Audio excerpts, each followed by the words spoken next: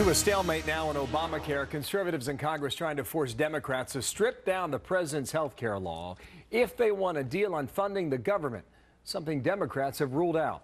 Katie Pavlich, news editor of townhall.com and a Fox News contributor. Katie, good morning to you. Good morning.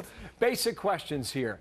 In the House, they believe this is their last best hope of stopping Obamacare. But in order to do it, they may have to shut down the government.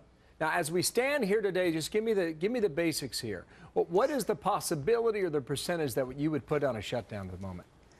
Well, I would put the percentage of a shutdown possibility at 50-50, considering it's Republicans versus Democrats. But we have seen the split in the Republican Party as to how to defund or delay Obamacare. It's either you have Republicans in the House, about 40 of them, who are more on the conservative side, and you have conservative senators in the Senate, Ted Cruz, Mike Lee, Marco Rubio, saying this is the last chance to stop Obamacare. If we don't defund it now, we're never going to. And then you also have Republicans in the House and some in the Senate, like Tom Coburn, saying, look, the way to deal with Obamacare is ultimately repeal, and the way that you get that is to delay it enough times, almost like the Obama administration has done, until you get a Republican president who is willing to sign on that dotted line, which we all know President Obama won't do. So, but the issue stands that Republicans are willing to at least force a government shutdown, but it's important to point out that they're willing to fund every other aspect of the government except for Obamacare here. So, right, they're not shutting down the government. They're saying we're shutting down the funding for this one program. Is the Speaker on board this? John Boehner? Is Mitch McConnell on board this? Where are they?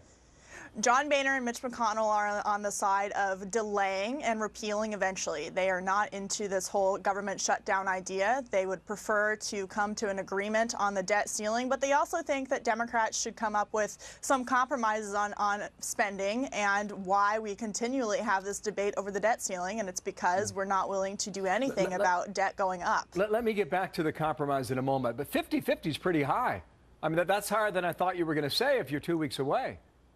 Well, you have to take a look at this idea that they haven't dealt with it for months. This concept of Republicans saying that they want to defund Obamacare and put this on the table with the debt ceiling vote is nothing new. They've been saying this for a long time, and yet, of course, here in Washington, they like to do everything at the last minute. But maybe it's 50-50, but at the same time, Republicans can use this as a way to negotiate. So maybe instead of using this to defund Obamacare, they can say, okay, we'll compromise, and instead we would like the individual mandate to be delayed rather than having the government shut down and have Obamacare to be defunded. We have heard that, the individual mandate delayed by a year.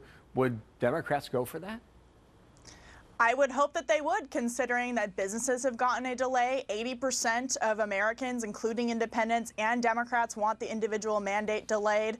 This isn't something that's popular. The one key factor here that everyone can agree on, even though Harry Reid won't admit it, is that Obamacare is unpopular and it's not ready for prime time. And the majority of Americans agree on that. And they don't think that it's fair for big corporations and businesses to get a break while they have to foot the bill for Obamacare early on, starting in October. So some argue this is what the president wants and thinks he can win on it and paint Republicans into a corner.